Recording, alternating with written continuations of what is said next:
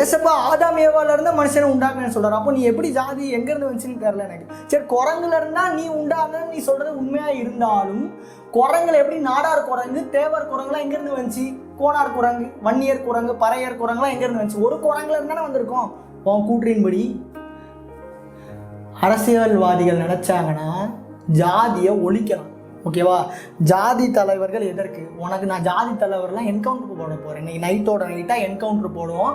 மக்களை நான் காப்பாற்றுறேன்.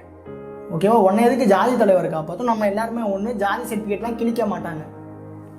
ஓகேவா? இது எப்படி ரோட் ஆகுதுன்னு சிம்பிள். உங்களை ரொம்ப குழப்ப விரும்பலை. இப்போது 2 கம்யூனிட்டிக்கு சண்டை வருது. இங்கே ஒரு ஜாதி தலைவர் வராரு, இந்த ஜாதி தலைவர் வராரு. நான் எப்படி பார்த்தா கவர்மெண்ட் தான் காப்பாற்றணும் ஜனங்களை. கவர்மெண்ட் காப்பாற்றாது. இந்த இடத்துல ஜாதி தலைவர்கள் காப்பாற்றுவார்கள்.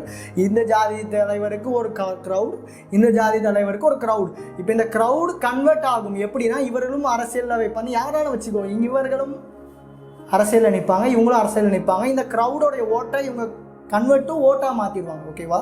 கன்வெர்ட் ஓட்டாக மாற்றிட்டு இந்த ஓட்டை ஒரு கூட்டணி கூட ஒரு பெரிய கட்சியில் விற்றுருவாங்க. இந்த ஜாதி தலைவர்கள் இந்த ஜாதியை காப்பாற்றுகிறோம், எங்கள் இனப்பெருமை, எங்கள் மண்ணாங்கட்டின்னு பேசுகிறவன் அந்த நம்ம ஒரு ஒரு ஒரு க்ரௌடு வருதுன்னு அவனை சுற்றி அந்த க்ரௌடை கன்வெர்ட் டு ஓட், அந்த ஓட்டாக மாற்றின பிறகு அந்த ஓட்டை காசாக விற்றுருவான். புரிஞ்சுட்டா?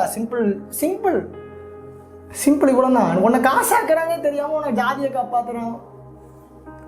நீ பண்ணிட்டே இருப்ப, பார்த்துட்டே இருப்பாரா?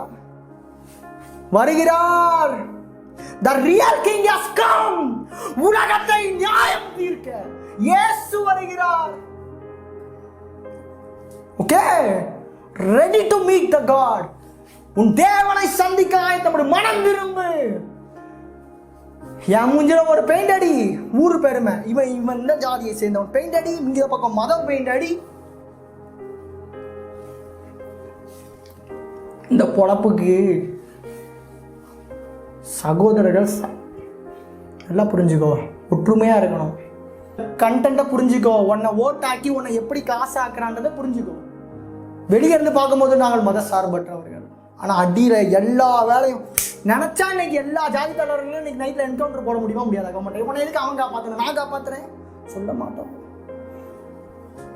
சொல்ல மாட்டான். எல்லா ஜாதி தலைவருடைய சிலைகளும் உடைப்பேன்னு சொல்ல பார்ப்போம். இந்த வசனத்தை கேட்டும் மனம் தரும்பாம, இன்னும் எனக்கு பணம் தான் முக்கியம், இன்னும் இந்த ஜாதி பெருமை, மத பெருமை, இனப்பெருமை, மொழி பெருமையை வச்சுட்டு உங்களை அப்படி ஜனங்களுடைய ஒற்றுமையை குலைத்து இன்னும் நீ அப்படியே செய்வாய் என்றால் கொடிய ஆக்கினைக்கு நீ தப்ப மாட்டேன.